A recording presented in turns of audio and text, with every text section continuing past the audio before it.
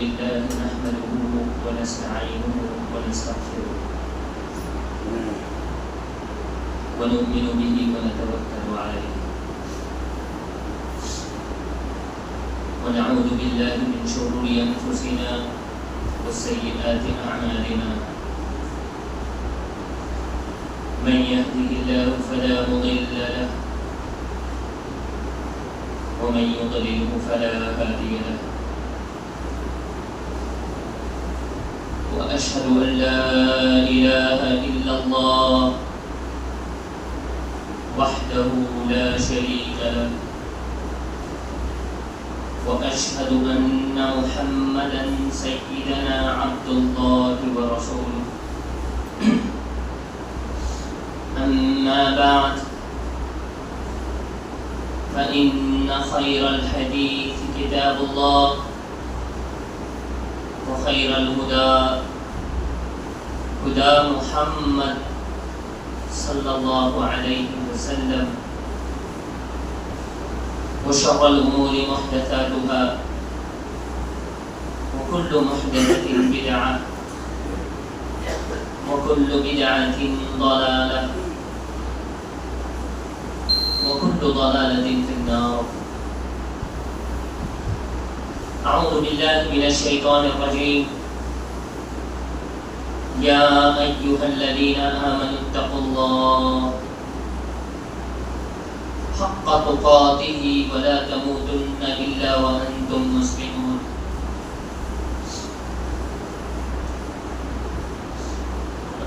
بسم الله الرحمن الرحيم. يا أيها الناس اتقوا ربكم الذي خلقكم من نفس واحدة وخلق منها زوجها وبث منهما رجالا كثيرا ونساء واتقوا الله الذي تساءلون به والأرحام إن الله كان عليكم رقيبا. يا أيها الذين آمنوا اتقوا الله وقولوا قولا سديدا يصلح لكم أعمالكم ويغفر لكم ذنوبكم ومن يطع الله ورسوله فقد فاز فوزا عظيما. هو الذي خلقكم من نفس واحدة ثم جعل منها زوجها وأنزل لكم من الأنعام 8 أزواج يخلقكم في بطون أمهاتكم خلقا من بعد خلق في ظلمات 3 ذلكم الله ربكم له الملك لا إله إلا هو فأنى تصرفون. وقال عز وجل سبحانه وتعالى والأنعام خلقها لكم فيها دفء ومنافع ومنها تأكلون ولكم فيها جمال حين تريحون وحين تسرحون وتحمل أثقالكم إلى بلد لم تكونوا بالغيه إلا بشق الأنفس إن ربكم لرؤوف رحيم والخيل والبغال والحمير لتركبوها وزينة ويخلق ما لا تعلمون وعلى الله قصد السبيل ومنها جائر ولو شاء لهداكم أجمعين. محترم مسلیان حضرات، بھائیوں، دوستوں،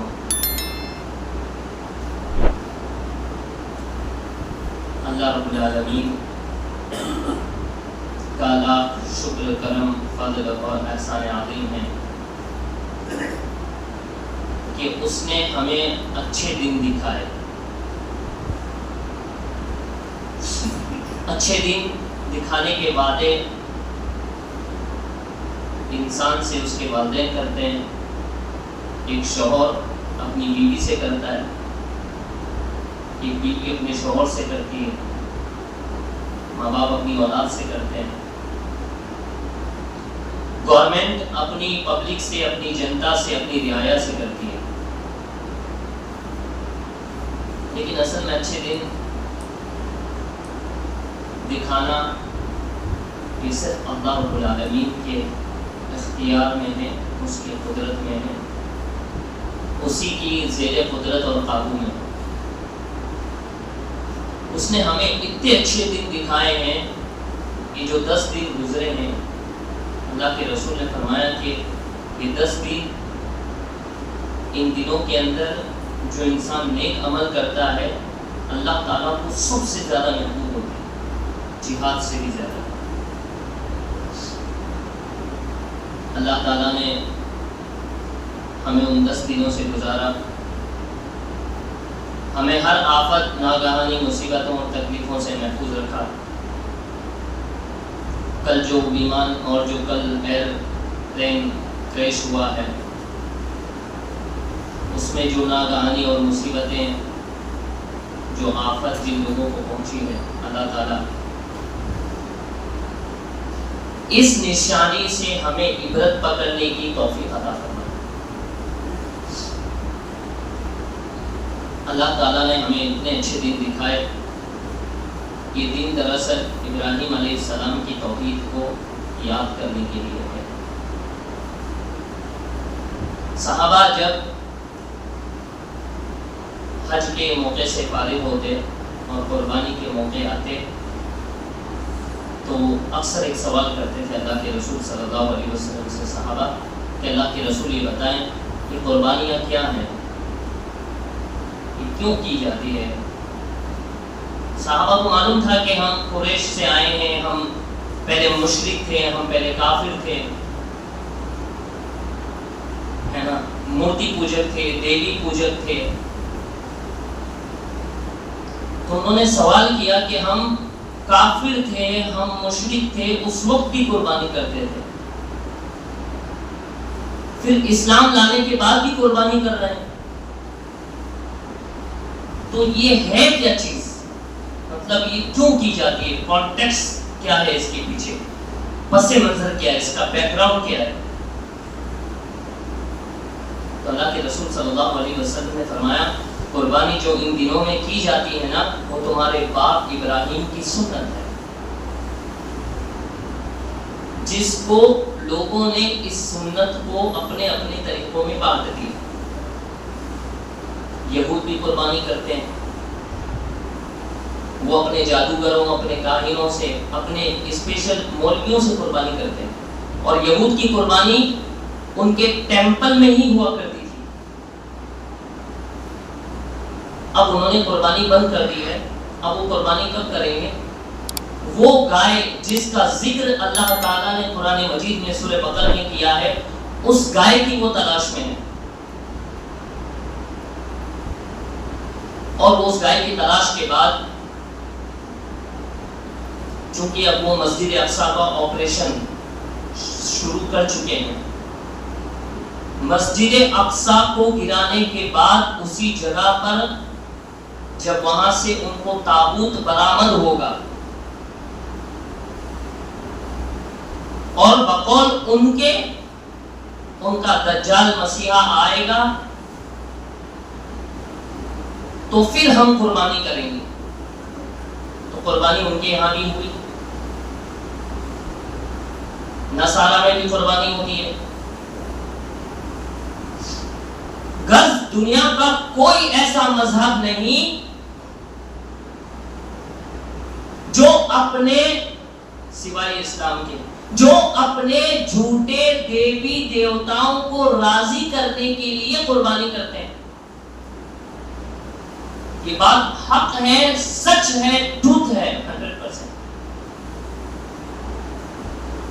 سب لوگ قربانی کرتے ہیں، ہندو لوگ بھی کرتے ہیں، اپنی درگا پوجا پر کرتے ہیں، کالی پوجا پر کرتے ہیں، نوراتریوں پر کرتے ہیں۔ یہ الگ بات ہے کہ میڈیا نے ہمیں اور اسلام کے ماننے والوں کو بدنام کر رکھا ہے کہ اسلام جو ہے جانوروں پر ظلم کرتا ہے، دیکھو بیچاروں کو کاٹ کے کھا جاتا ہے۔ یہ بلیم اور یہ الزام ڈالا جاتا ہے مسلمانوں پر، مجھے بتائیے یہ ظلم کہہ رہے ہو آپ، ٹھیک ہے، ایک حد تک ہم ابھی مان لیتے ہیں کہ یہ ظلم ہے، ابھی آپ کی جو ہے سیک آف آرگیومنٹ میں ہم یہ مان لیتے ہیں کہ یہ ظلم ہے۔ کیا یہ اس سے بڑا ظلم ہے کہ تم اللہ کو چھوڑ کر مورتیوں کو پوج رہے ہو؟ اللہ کے ساتھ یہ ظلم ہے؟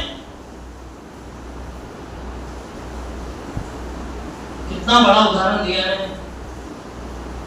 یہ بڑا ظلم ہے کہ انسان پیدا کرنے والے کی عبادت نہ کرے، بلکہ پیدا کرنے والے نے جو مخلوق پیدا کی ہے اس کی عبادت کرنے لگ جائے۔ شرک سب سے بڑا ظلم ہے۔ یہ ظلم انسان کو نظر نہیں آ رہا ہوتا، یہ تو غیروں کی بات ہے، ہمارے اندر کے لوگ ہیں۔ ایک مسلمان نے کہا کہ مولوی صاحب میں نے قربانی اپنے گھر میں بند کر دی۔ میں نے کہا کیوں؟ تو کہ مجھے جانوروں پر بہت رحم آتا ہے، میرے گھر ہر سال قربانی ہوتی، میں نے والد صاحب سے کہہ کر کے 5-10 سال ہو گئے اور قربانی کو میں نے بند کروا دیا۔ یہ کون آدمی ہے میں بتاؤں؟ 5 وقت کا نمازی آدمی ہے، اور وہ ایسی بات کہہ رہا ہے کہ میرے کو جانوروں پر ترس آتا ہے، میرے کو اللہ کا یہ حکم سمجھ میں نہیں آتا۔ اللہ کے ایک حکم پر بھی انگلی اٹھانے والا مسلمان ہے ہی نہیں۔ اس نے ابھی تک اسلام کو اسٹڈی کیا ہی نہیں ہے، ابھی تک اس نے اللہ کو مالک جانا ہی نہیں۔ جب ہم قرآن کو نہیں پڑھیں گے، جب ہمارے میں سے ایسے ہی ایتھیسٹ پیدا ہو جائیں گے، ایسے ہی اسلام پر انگلی اٹھانے والے، اللہ کے حکموں کو بے عزت کرنے والے اور ذلیل کرنے والے پیدا ہمارے اندر ہی ہو جائیں گے، تو غیروں کی تو اوقات پڑے گی نا۔ ہم نے کہاں پڑھا قرآن کو؟ کیٹلز، مویشی، جانور جو اللہ تعالیٰ نے انسان کے لیے پیدا کیے نا، وہ دنیا میں سب سے پہلا جس کو ہم کہہ سکتے ہیں لائف ہوڈ ہے، زندگی گزارنے کا سب سے پہلی ڈیپینڈنسی اللہ تعالیٰ نے کیٹل سے بنائی ہے۔ میں نے آپ کے سامنے آیت تلاوت کی ہے، پروف ہے میرے پاس، ایویڈنس قرآن کا۔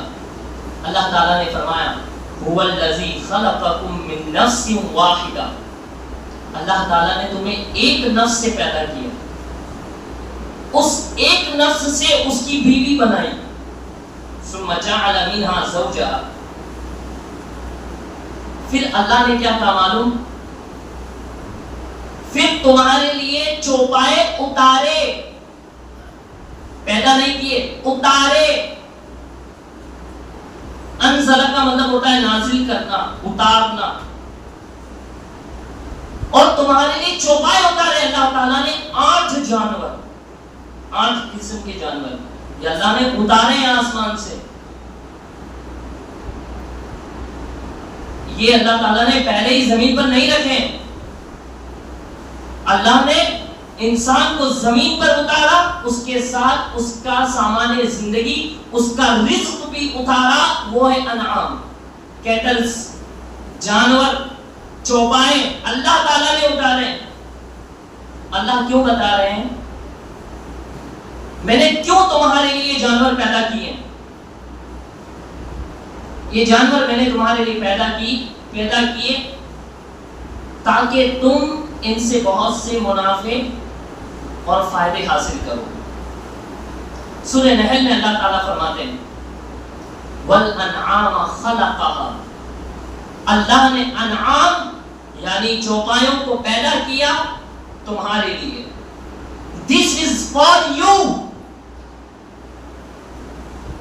تمہیں اس سے فائدہ اٹھانا ہے۔ پھر اللہ تعالیٰ نے اتنی عقل بھی دی انسان کو، اتنی سمجھ بھی دی، اتنی بوجھ بھی دی کہ ان جانوروں سے مجھے کیسے فائدہ اٹھانا ہے، یہ اللہ نے بتایا بھی ہے.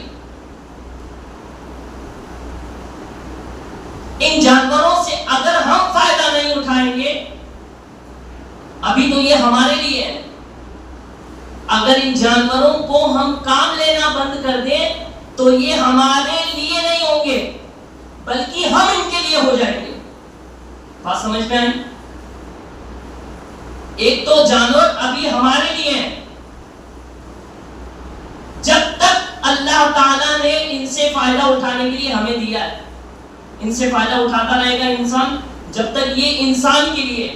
اور اگر انسان ان سے فائدہ اٹھانا چھوڑ دے گا نا تو ہم ان جانوروں کے لیے ہو جائیں گے. یعنی کہ اگر ہم ان سے فائدہ اٹھانا بند کر دیں تو جانور ہم سے فائدہ اٹھانا شروع کر دیں گے، ہمیں کھانا شروع کر دیں گے.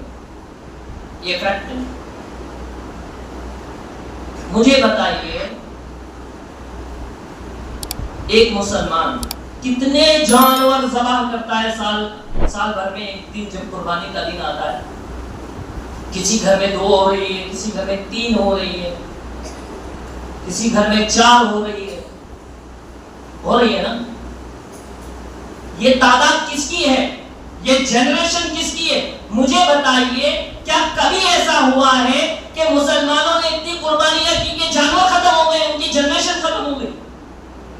کبھی ایسا نہیں ہوا، ہو بھی نہیں سکتا ہے، کیونکہ یہ اپنی جنریشن اور اپنی تعداد میں اتنے زیادہ ہیں کہ اگر ہم انہیں کھانا بند کر دیں تو یہ ہمیں کھانا شروع کر دیں گے. اس کے پروفز اور ایویڈنس ہیں قرآن کے اندر کافی. بھائی اللہ نے چوپائے کیوں پیدا کیے یہ اللہ بتائے گا نا. آپ کون ہو؟ آپ کی حیثیت کیا ہے کہ آپ بتاؤ گے کہ چوپایوں کو ذبح کرنا، سلاٹرنگ کرنا، قربانی کرنا ظلم ہے، جانوروں کو ستانا ہے، ان کو قتل کرنا، مار ڈالنا ہے، یہ ظلم ہے. آپ ہو کون؟ پیدا کرنے والا بتائے گا یا آپ فائدہ اٹھانے والے بتاؤ گے؟ کون بتائے گا؟ اللہ نے پیدا کیا، اللہ بتائے گا کہ جانور کیوں ہیں. اللہ تعالیٰ نے فرمایا، میں اس حدیث کو اس منبر سے کئی بار بیان کر چکا ہوں. اللہ تعالیٰ نے فرمایا اللہ نے دنیا کو تمہارے لیے پیدا کیا ہے. انما الدنیا خلقت لکم، دنیا کو اللہ نے تمہارے لیے بنایا ہے. اور تمہیں کیوں بنایا معلوم؟ تمہیں کیوں بنایا معلوم؟ وَإِنَّكُمْ خُلِقْتُمْ لِلْآخِرَةِ، اللہ تعالیٰ نے تمہیں آخرت کے لیے بنایا ہے. اللہ کے غلام ہو، اللہ کے بندے ہو، اللہ کے نظام میں بندھے ہوئے ہو، موت اور زندگی کے محتاج ہو، کھانے پینے کے محتاج ہو، دن اور رات کے محتاج ہو، اللہ کے غلام بن کر کے زندگی گزارنی ہے اور آخرت کی تیاری کرنی ہے. اس لیے تو میں بتا رہا تھا کہ اللہ تعالیٰ نے کیٹلز کو، اللہ تعالیٰ نے مویشیوں کو، چوپایوں کو، جانوروں کو، کھانے والے جانوروں کو اللہ تعالیٰ نے آسمان سے اتارا ہے. ایک اور ثبوت، اللہ تعالیٰ نے فرمایا ابراہیم علیہ السلام نے جب اپنے بچے اسماعیل کو لیٹایا پیشانی کے بل پر، شروع کریں بسم اللہ اللہ اکبر کہہ کر کے شروع کرنے لگے، اللہ تعالیٰ نے فرمایا یا ابراہیم، اور ابراہیم سنو، قد صدقت الرؤیا، تم اپنے خواب میں جو حکم دیا گیا تھا اس پر کھڑے اترے ہو. یہ لو بچڑا ہم تمہیں آسمان سے اتار کے دے رہے ہیں. بچڑا نہیں، مینڈھا. اللہ تعالیٰ نے فرمایا وَفَدَيْنَاهُ بِالذِّبْحِ الْعَظِيمِ. فدیہ کسے بولتے معلوم؟ جو کسی کے بدلے میں آئے. اللہ کو معلوم تھا ابراہیم ہی ایک ایسا تھا جو بیٹا جن سکتا ہے اسماعیل جیسا. اللہ کو معلوم تھا کہ دنیا میں لوگ اپنے اولاد کو اللہ کے لیے قربان نہیں کر سکتے. جب جانوروں کو نہیں کر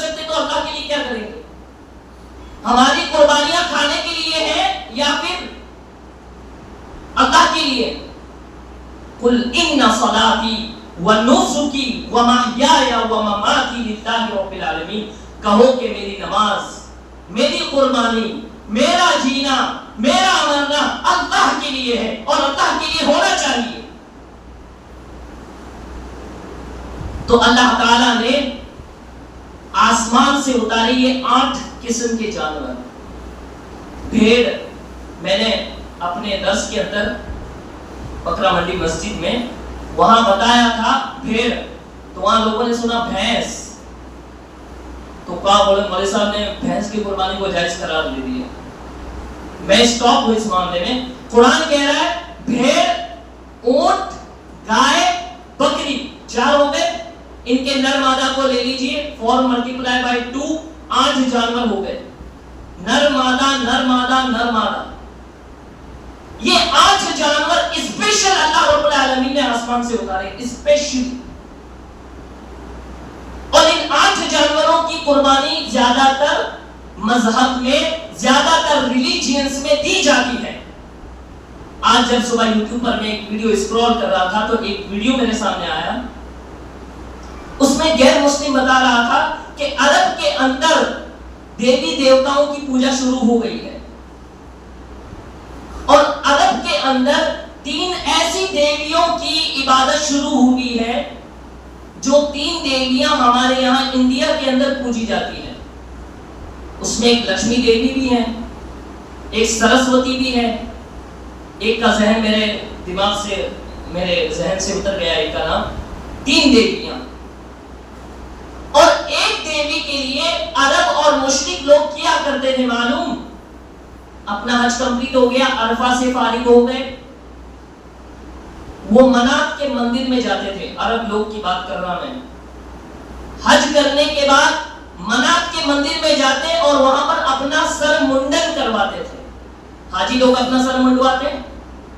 یہ سنت تھی ابراہیم علیہ السلام کی. ان لوگوں نے مورتیوں کے لیے، دیوی دیوتاؤں کے لیے پوجنا شروع کر دیا اور اپنی عبادتیں ان کے لیے خاص کر دی. دھیان رکھیے گا، بال کٹوانا بھی عبادت ہے. ہم نے اپنے ناخن روکے، بال کاٹے، یہ عبادتیں تھی.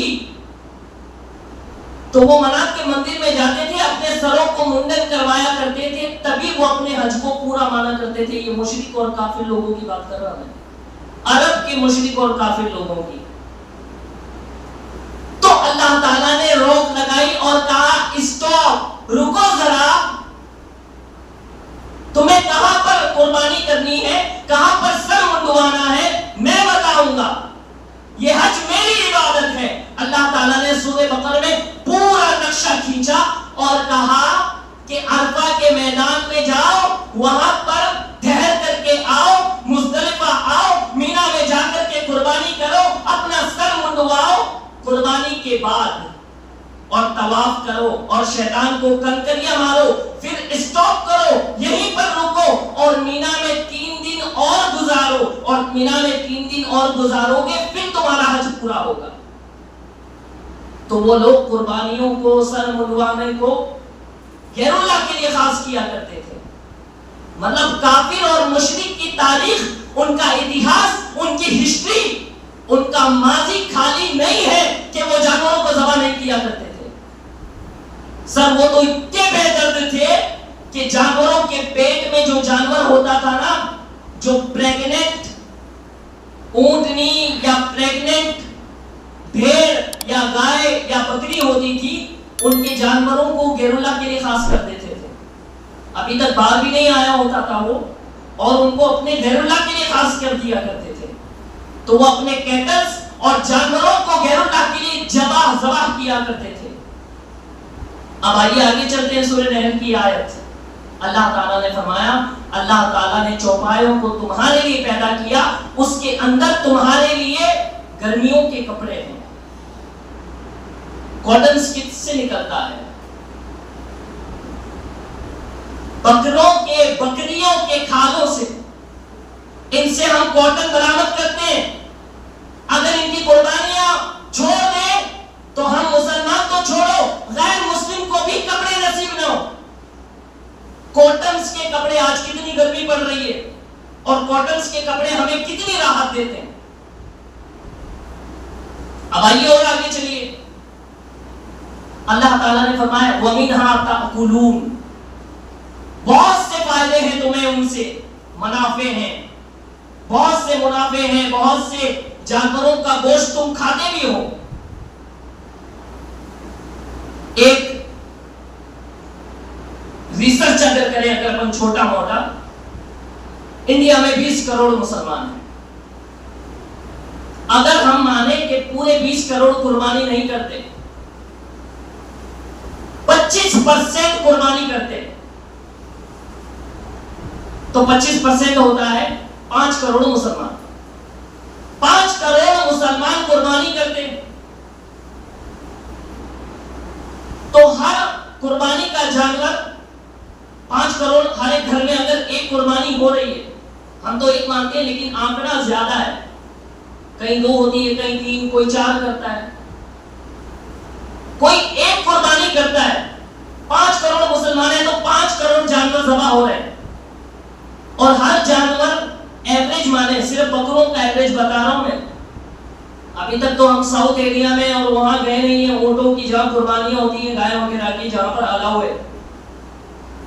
لیکن اگر ہم صرف 25% مسلمانوں کی, 5 کروڑ مسلمانوں کی بات کریں کہ وہ لوگ 5 کروڑ بکرے ذبح کرتے ہیں اور ہر بکرا 10,000 روپے کا آتا ہے, تو اس قربانی سے مسلمانوں کو اور انڈین اکانومی کو اور انڈین ایگریکلچر انڈسٹری کو اور فارمیسی انڈسٹری کو کتنا بڑا بینیفٹ ہوتا ہے, اس سے کیلکولیٹ کر کے میں آپ کو بتاتا ہوں. صرف 25% دیا میں نے, 50,000 کروڑ کا ریونیو جنریٹ ہوتا ہے. صرف عید کی 2-3 تاریخ سے لے کر 10 تاریخ تک کی بات کر رہا ہوں. اتنا بڑا منافع, 50,000 کروڑ, اور 50,000 اگر ہر فارمر, ہر کسان اگر 10 بکریاں پال رہا ہے, تو 50 لاکھ فارمر, 50 لاکھ کسانوں کے گھر کا چولہا اس قربانی کی وجہ سے چل رہا ہے. اب آئیے, یہ تو ہو گیا. 3 ارب سے بھی زیادہ کھسائی اپنا ریونیو جنریٹ کر رہے ہیں قربانی کے ان دنوں کے اندر, 2-3 دنوں کے اندر جنریٹ کر لیتے ہیں. اب ابھی جو میں نے آپ کو آنکڑا بتایا 50 لاکھ کسانوں کو مل رہا ہے, اور ہر قربانی کے جانور میں سے اگر 20 لوگوں کو بھی بانٹا جا رہا ہے, تو 5 کروڑ جانوروں کو جب آپ 20 لوگوں سے ڈیوائڈ کرو گے, تو 100 کروڑ ایسے غریب ہیں جن کو میٹ, جن کو اتنا مہنگا گوشت 1000 روپے کلو کی قربانی ان کو فری میں میسر ہو رہی ہے, مفت کے اندر میسر ہو رہی ہے. کتنے غریبوں کو کھانے والا ہیلتھی کھانا مل رہا ہے, پورے سال میسر نہیں ہوتا ہے. یہ ہے کیٹلز کے, مویشیوں کے فائدے. اس سے فارمیسی نہیں, فارمر انڈسٹری, ایگریکلچر انڈسٹری, ہر ایک انڈسٹری حرکت میں آتی ہے, اور اتنا بڑا ریونیو جنریٹ ہوتا ہے کہ یہ جو ہم کپڑے گرمیوں کے اور سردیوں کے پہن کر کے گھوم رہے ہیں, جو لیدرز کے بوٹس, جو لیدر کے شوز ہم پہن رہے ہیں, وہ ان جانوروں کی بدولت ہے جن کو تم ظلم کہتے ہو. مجھے بتاؤ, اگر ظلم ان جانوروں کو ذبح کرنے پر ہے, تو آپ پیراسیٹامول کی گولی یا اینٹی بایوٹک گولی کھا کر کے جن جراثیم کو, جن بیکٹیریاز کو آپ اپنے جسم کے اندر مار رہے ہو, کیا وہ ظلم نہیں ہے؟ سر, ظلم کی ڈیفینیشن کوئی نہیں بتا سکتا اس دنیا کے اندر, صرف اللہ کی ذات کے علاوہ. What is ظلم? اللہ will define. آپ کو کوئی رائٹ نہیں, آپ کو کوئی ادھیکار نہیں کہ آپ اس طرح پر انگلی اٹھا کر کے کہیں کہ اللہ تعالیٰ نے کیٹلز کو, جانوروں کو, مویشیوں کو ذبح کر ان پر ظلم کیا ہے, ان کو ذبح کرنے کا حکم دے کر, ان کو ستانے کا, ان کی حکم دیے, تمہیں اس سے کیا فائدہ ہو رہا ہے, تمہیں جانور کو کاٹ کے کیا مل رہا ہے, یہ تانے. سر یہ تانے دے کر کے کچھ نہیں ہوگا. گراؤنڈ ریالٹی پر بات کرو گے تو پتا چلے گا کہ یہ ہمارے لیے کتنے بڑے منافع کی چیز ہے. صرف ہمارے لیے نہیں. مجھے بتاؤ گورنمنٹ کی کون سی ایسی اسکیم ہے, کون سی ایسی یوجنا ہے, کون سا کسی مذہب کا اتنا تہوار ہے کہ جس میں غریبوں کو اتنی بڑی تعداد میں گوشت ملتا ہو. جن کے گھر میں قربانیاں ہوتی ہیں نا, جن کے گھر میں قربانیاں ہوتی ہیں نا, ان کے فریج میں بھی گوشت تھوڑا تھوڑا بچتا ہے, لیکن جن کے گھر قربانی نہیں ہوتی ہے ان کے فریج بھرے ہوئے. جا کر کے دیکھیں اللہ تعالیٰ انہیں کس طرح سے روزیاں فراہم کر رہا ہے. پھر اللہ تعالیٰ کہتا ہے وَتَحْمِلُ أَثْقَالَكُمْ, یہ کیٹلز تمہارے بوجھ اٹھا اٹھا کر کے لے جاتا ہے. آپ 4 ٹن کا 18 ٹن کا اگر ایک ڈمپر آ جائے نا بجری کا, تو وہ بھی اپنا بھاڑا بہت بھاری لیتا ہے. یہ جانور عرب کے ایکسپورٹ اور امپورٹ کے بڑے بڑے بوجھ کو, بڑے بڑے ویٹ کو اٹھا کر کے لے جایا کرتے تھے, اور اونٹ تو بہت بڑا سہارا تھا ان کے لیے ایکسپورٹ اور امپورٹ کے معاملے میں. پہلے تو جہاز تھے سمندر کے اندر, لیکن بری جگہوں پر جہاں پر سمندر, جو دو کنٹری آپس میں سمندر سے کنیکٹ نہیں ہوتے, جو زمین سے کنیکٹ ہوتے ہیں, وہاں پر مال کیسے جاتا تھا؟ روڈ ویز بسیں نہیں تھی, ٹرکس نہیں تھے, ڈمپرز نہیں تھے, اور جو بھی ٹرانسپورٹ ریلیٹڈ چیزیں ہوتی ہیں وہ آج کے دور میں جو میسر ہے وہ اس دور میں میسر نہیں تھی. لیکن بھاری بھرکم چیزیں اٹھا کر کے لے جانے میں ان جو جانوروں کا رول ہوتا ہے وہ آج کی بڑی مشینیں, بڑی بڑی بڑی گاڑیاں فیل ہیں اس کے اندر. اللہ تعالیٰ فرماتے ہیں والخیل والبغال والحمیر, اللہ تعالیٰ نے تمہارے لیے گھوڑوں کو, کھچر کو پیدا کیا, گدھوں کو پیدا کیا, تم ان پر اپنے بوجھ کو لادتے ہو اور زینت اختیار کرتے ہو, اتراتے ہو.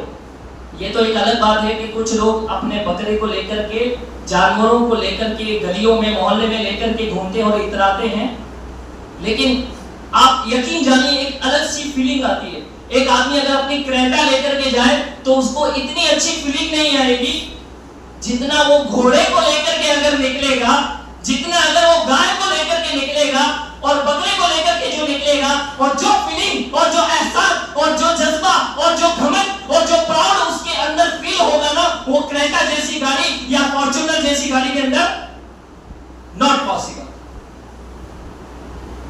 والخیل والبغال والحمیر لترکبوها وزینہ ویخلق ما لا تعلمون. بہت سی آیتیں اور بہت سی باتیں تھیں. ایک سائنٹیفکلی 2 پوائنٹ مجھے آپ کے سامنے بیان کرنے تھے, یہ 2 پوائنٹ بیان کر کے اپنی بات کو ختم کروں گا. اللہ تعالیٰ فرماتے وَإِنَّ لَكُمْ فِي الْأَنْعَامِ لَعِبْرَةً, چوپایوں کے اندر تمہارے لیے سبق ہے, سیکھو تو صحیح, سبق ہے, اللہ کو پہچانو تو صحیح, لیسن ہے, پہچانو تو صحیح. کیا عبرت ہے, کیا نشانی ہے؟ اللہ تعالیٰ فرماتے نُسْقِيكُم مِّمَّا فِي بُطُونِهِ, ہم تمہیں پلاتے ہیں ان کے پیٹ میں سے. کیا پلاتے ہیں؟ مِن بَيْنِ فَرْثٍ وَدَمٍ, گوبر اور خون کے بیچ میں سے نکال کر, لبناً خالصاً, پیور ملک, پیور دودھ ہم تمہیں پلاتے ہیں. پینے والوں کو مزہ آ جاتا ہے, پلیزنٹ آ جاتا ہے, پینے والوں کو مزہ آ جاتا ہے, پریزنٹ آ جاتا ہے. جرمنی کے ہارورڈ یونیورسٹی میں ایک جرمنی سائنٹسٹ نے ٹیسٹ کیا, وہ بکرے کے تعلق سے. یہ سائنٹسٹ کے آج کے ایک ریسرچ کے مطابق بتا رہا میں, اس قرآن کی اس آیت کے مطابق, سورہ نحل کی اس آیت کے مطابق, سائنٹسٹ آج یہ پروف کرتی ہے کہ ہاں 1400 سال پہلے قرآن نے جو کہا کہ اللہ تعالیٰ بلڈ میں سے اور گوبر میں سے نکالتا ہے وہ دودھ ہے. گائے جب کھانا کھاتی ہے اس کھانے کو اپنے ڈائجسٹیو سسٹم میں بھیجتی ہے, پھر وہاں سے وہ کھانا فلٹر ہو کر کے بلڈ ویسل میں جاتا ہے, یعنی گوبر سے ٹرانسفر ہو کر پھر بلڈ ویسل میں جاتا ہے. پہلے یہ دودھ گوبر میں سے ہو کے گزرتا. مجھے بتاؤ دنیا کی کوئی ایسی مشین جو گوبر میں سے دودھ کو نکالے اور دودھ کو اتنا پیوریفائی کر کے بتائے کہ اس میں سے بدبو چلی جائے؟ نہیں ہے نا. اللہ تعالیٰ پہلے گوبر میں سے دودھ نکالتا ہے, ڈائجسٹڈ فوڈ میں سے دودھ نکالتا ہے, پھر اس کو خون میں بھیجتا ہے, پھر وہ جب بلڈ ویسل میں جاتا ہے, بلڈ ویسل سے جا کر میموری گلینڈز میں اکٹھا ہو جاتا ہے دودھ, اور وہاں سے فارمر, وہاں سے کسان اپنا دودھ نکالتے ہیں اور لوگوں میں ڈیری پروڈکشن کو عام کرتے ہیں. جو دہی ہم کھا رہے ہیں, جو دودھ ہم پی رہے ہیں, جو مکھن ہم کھا رہے ہیں, جو چیزیں ہم منافع کی حاصل کر رہے ہیں, وہ ان کیٹل سے. یہ اللہ تعالیٰ نے سائنس کو ڈکلیئر کیا. سائنس کا دوسرا پوائنٹ جو مجھے آپ کے سامنے ڈسکس کرنا تھا وہ ہے قربانی کے جانور کو ذبح کرتے وقت وہ 4 رگیں کاٹنا جو امپورٹنٹ ہے. ہارورڈ یونیورسٹی کے جرمنی سائنٹسٹ نے ایک بکرے کو لیا اور پہلے اس کی دماغی الیکٹرک میپنگ کی, اور الیکٹرک میپنگ کرتے ہوئے اس کو اسلامی طریقے سے اس کو سلوٹرنگ کیا, ذبح کیا. اسلامی طریقہ کیا ہے کہ جانور ذبح کرتے وقت 4 رگیں کٹ جانی چاہیے, اور اس کو اسلامی طریقے سے ذبح کرتے وقت پہلے اس کے کھانے کی نس کٹی, پھر اس کی سانس کی نس, پھر اس کی پینے کی نس. یہ جو 4 رگیں ہیں یہ کٹی ہیں, اور چوتھی نس اس کے جو دماغ سے ریلیٹڈ ہے. وہ کٹتے ہی چوتھے سیکنڈ کے اندر بکرا بے ہوش. یہ ان کا ریسرچ بتا رہا ہوں میں آپ کو. نو پین, بکرے کو فیل ہی نہیں ہوا ہے کہ مجھے ذبح کیا گیا ہے, مجھے کاٹا گیا ہے, مجھے بے دردی سے مارا گیا. یہی ہے اسلامی طریقہ ذبح کرنے کا, جس کو آج ہمارے قصائی لوگ اپنی جیب بھرنے کے لیے فٹافٹ اس گھر بھاگا, اس بکرے کو تڑپایا, اپنی حاضری مکمل کرنے کے لیے اسلامی طریقے کو چھوڑا. لیکن جانور کے ساتھ کتنی بدترین اور بدسلوکی کی ہے. اسلام جانور کے ساتھ ظلم کرنے کا حکم دیتا ہی نہیں ہے. اس لیے نہیں دیتا ہے, اللہ کے نبی صلی اللہ علیہ وسلم نے فرمایا جب تم ذبح کرنے چلو تو اپنی چھری کو تیز کر لو اور اس کی مکمل 4 رگوں کو کاٹ لو, تاکہ جانور پین اور درد فیل نہ کرے, راحت فیل کرے اور بے ہوشی کے اندر وہ قتل ہو. آپ کو معلوم ہے جب ہمارا کوئی آپریشن ہوتا ہے تو جانور پہلے ڈاکٹر ہمیں بے ہوش کرتا ہے, بے ہوشی کا انجیکشن دیتا ہے, اس کے بعد ہمارا آپریشن کیا جاتا ہے.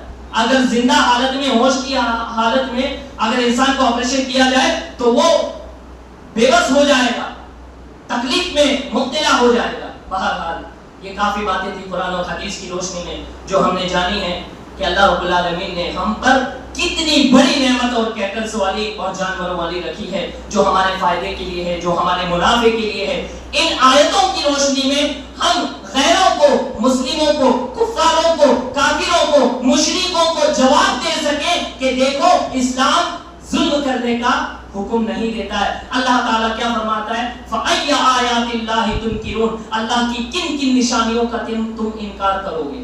اسی آیت کو سورہ رحمان کی آیت میں کنورٹ کریں تو فَبِأَيِّ آلَاءِ رَبِّكُمَا تُكَذِّبَانِ, تم اپنے رب کی کن کن نعمتوں کا شکر ادا کرو گے. اب ایسے جانور اللہ تعالیٰ نے دیے تو اللہ کے نام پر ہی ذبح ہونے چاہیے نا, کہ کسی اور کے نام پر.